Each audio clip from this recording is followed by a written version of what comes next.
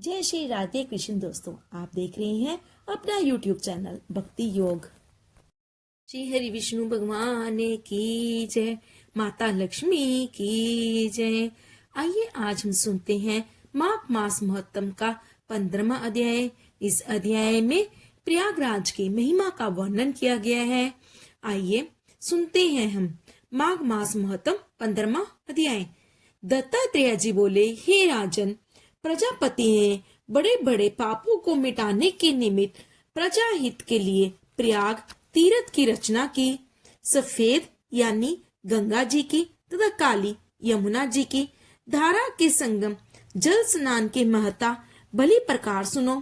प्राचीन काल में ब्रह्मा जी ने पाप रूपी पशुओं की रचना करके सरस्वती से युक्त सफेद और काली धारा बनाई और इनके संगम पर ब्रह्मलोक की रचना की। यदि सैकड़ों पाप करके भी कोई गंगा यमुना के संगम पर मकर के सूर्य में माघ स्नान करता है, वह फिर गर्भ में नहीं आता और आवागमन के चक्कर से मुक्त हो जाता है। विष्णु भगवान की ऐसी विचित्र लीला है। हे राजन, माघ महीने में प्रयाग तीर्थ का स्नान सब पापों को नष्ट करता है। देदीप्यमान लोकों में अनेक भोगों को भोग कर मनुष्य पार ब्रह्म में लीन हो जाता है।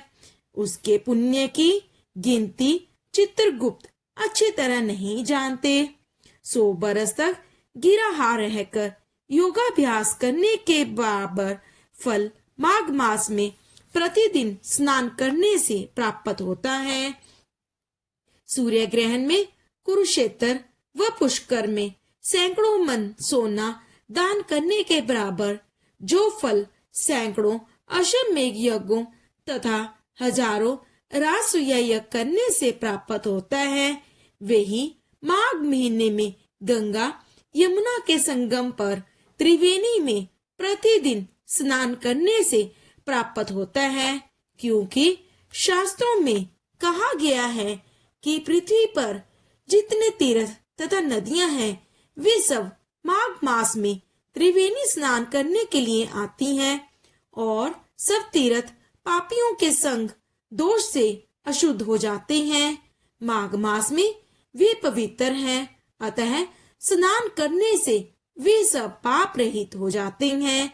हे राजन, वाणी, मन तथा शरीर से कल्प तक जन्मों में एकत्रित किए हुए मनुष्यों के पाप गंगा यमुना के संगम में माघ महीने में 3 दिन स्नान करने से नष्ट हो जाते हैं।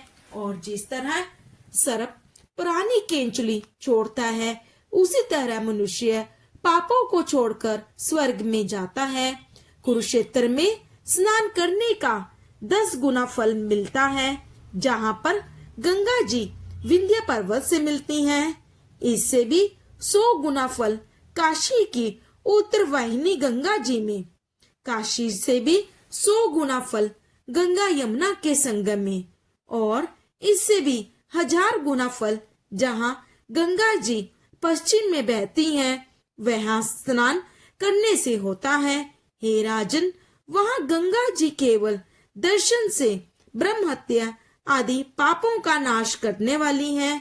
पश्चिम में बहने वाली गंगा जी और कालिंदी नदी के दुर्लभ संगम में माघ महीने में स्नान करने से कल्प तक किए हुए सभी पाप नष्ट हो जाते हैं। अमृत को ही संसार में त्रिवेणी कहते हैं। कलयुग में छिपे और सत्य आदि युग में प्रत्यक्ष रूप से संपूर्ण देवता त्रिवेणी में माघ स्नान करने के लिए आते हैं। माघ महीने में 3 दिन स्नान करने का पुण्य पूर्व काल में कांचन मालिनी ने राक्षस को दिया था, उससे वह पापी मुक्त हुआ था। हे राजन, इस मास में स्नान करने से मनुष्य पापों से छूट जाता है, इसमें कोई संदेह नहीं। जो मनुष्य इस महात्म को श्रद्धा पूर्वक पढ़ता व सुनता है, वह विष्णु लोक अर्थात स्वर्ग को जाता है। इति श्री पद्म पुराण ग्रंथ 15वां अध्याय समाप्त। बोलिए श्री हरि विष्णु भगवान की जय, माता लक्ष्मी की जय, गंगा मैया की जय। आइए अब सुनते हैं 16वां अध्याय। कार्तवीर्य जी बोले, हे भगवान, ये राक्षस और कांचन मालिनी कौन थे? उसने अपने धर्म कैसे दिया और इन दोनों का साथ कैसे हुआ? हे ब्राह्मण, हे ऋषि अत्रि के संतानों के सूर्य, मुझसे आप मेरे कौतूहल को पूर्ण करते हुए कहिए। दत्तात्रेय जी ने कहा, हे राजन, इस विचित्र चिरकाल इतिहास को सुनो, जिसके सुनते ही रासुय यज्ञ का फल प्राप्त होता है। कांचन मालिन नामक एक बड़ी रूपवती अप्सरा थी। वे माघ मास में प्रयाग स्नान करके वह शिवजी जी के मंदिर में जा रही थी। गिरिराज हिमालय पर्वत के कुंज में घोर रूप में खड़े हुए उस वृद्ध असुर ने गगन मार्ग में जाती हुई उस सोने के समान तेजवान सुंदर कटे वाली चंद्रमुखी अप्सरा को देखकर कहा, हे सुकेशी, हे पिन प्योदरे, तुम कौन हो? कहाँ से आई हो? तुम्हारे वस्त्र और वैनी क्यों गीले हैं? हे वीरू, तुम आकाश मार्ग से कहाँ जाती हो? हे भद्रे, किस पुण्य से तुम्हारा यह अति तेजस्वी शरीर इतना मनोहर है? हे सुलोचने, मेरे मस्तक पर तुम्हारे वस्त्र से गिरे हुए एक बूंद जल से मेरा क्रूर मन क्षण भर में शांत हो गया है। इस जल की क्या महिमा है? क्या तुम शीलवती हो? मुझे बताओ। तब अप्सरा ने कहा, हे राक्षस, सुनो, मैं काम रूपिणी अप्सरा हूँ। मेरा नाम कंचन मालिनी है। मैं प्रयाग से आ रही हूँ। गंगा यमुना में भली प्रकार मेरे वस्त्र भीगे हैं। हे राक्षस, मैं श्रेष्ठ पर्वत कैलाश पर जहाँ शिव पार्वती रहते हैं वहां जा रही हूँ। त्रिवेणी के जल से मेरी क्रूरता निकल गई, जिसके पुण्य प्रभाव से मैं सुबुद्धि गंधर्व की कन्या और उमा की प्यारी सखी हुई हूँ। ब्रह्मा जी ने मुझसे जो कहा था वह चकित करने वाला मेरा उदाहरण सुनो। मैं कलिंग देश के राजा की वैश्य रूप और लावण्य से पूर्ण दूसरे युवतियों में शिरोमणि थी, इसलिए मुझ पर सारा नगर मोहित था। अमूल्य वस्त्र, गहने, धन और पोशाक मैंने प्राप्त किए। मेरे पास सुवर्ण की कमी ना थी। काम पीड़ित युवा पुरुष मेरे चरणों की सेवा करते थे। कई कामी लोग आपस में स्पर्धा करके मृत्यु को प्राप्त हो गए। इस तरह मेरा समय व्यतीत हुआ। वृद्ध अवस्था आने पर मैंने विचार किया कि मैंने ना दान किया, ना तप किया और ना महादेव जी की आराधना की और ना ही दुर्गा पूजा की, ना विष्णु भगवान की आराधना की, ना ब्राह्मणों को तृप्त किया, ना प्राणियों का हित किया। हे राक्षस, मैंने बहुत से पाप किए थे, इससे मेरा मन दुखी था। इस तरह बहुत सा विलाप करके मैंने ब्रह्म यज्ञ, वेद निपुण और राजा के पुरोहित ब्राह्मण से जाकर पूछा कि मेरा निस्तार किस प्रकार होगा। मुझ दीन पापिन को पाप रूपी कीचड़ से उभारिए। हे ब्राह्मण, हर्ष से मुझ पर दिया का जल छिड़किए। साधु सज्जन अच्छे बुरे सभी पर दिया करते हैं। इस तरह मेरे करुण वचन सुनकर वे विद्वान ब्राह्मण मुझसे प्रेम पूर्वक बोले, हे सुमुखी, मैं तेरे सब पर निषिद्ध आचरण को जानता हूँ। तू मेरी बात मान, शीघ्र ही प्रजापति के क्षेत्र प्रयाग को जा। वहां पर जाकर स्नान कर, उससे तेरे समस्त पाप नष्ट हो जाएंगे। परंतु हे वीरू, तीर्थ में भी मन से भी अशुभ क्रिया मत करना। प्रयाग में तीर स्नान करने से पवित्र होकर तो अवश्य स्वर्ग में जाएगी। हे भामिनी, दूसरे देश में किए हुए पाप उसी वक्त प्रयाग में नष्ट हो जाते हैं। हे वीरू, सुन, पुराने समय में गौतम मुनि की स्त्री को देखकर इंद्र काम के वशीभूत हुआ और अपने काम को छिपाते हुए उसके पास गया। इस पाप के फल से तथा वहां जाने से इंद्र का शरीर अत्यंत लज्जापूर्ण और कुरूप हो गया। उसके पति के श्राप से इंद्र के शरीर में हजारों भग चिन्ह हो गए।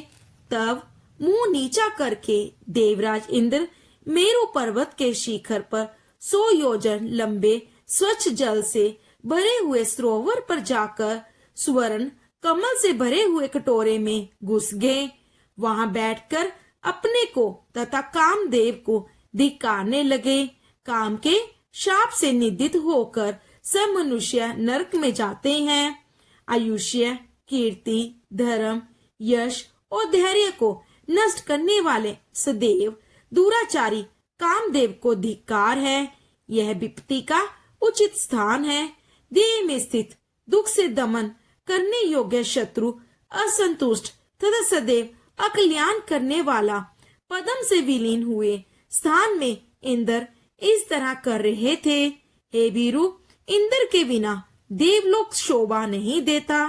तब देवता, गंधर्व, किन्नर, लोकपाल, इंद्रानी के साथ जाकर गुरु बृहस्पति से पूछने लगे, हे भगवान, हम नहीं जानते कि इंद्र देव कहाँ गए, उनको कहाँ देखें।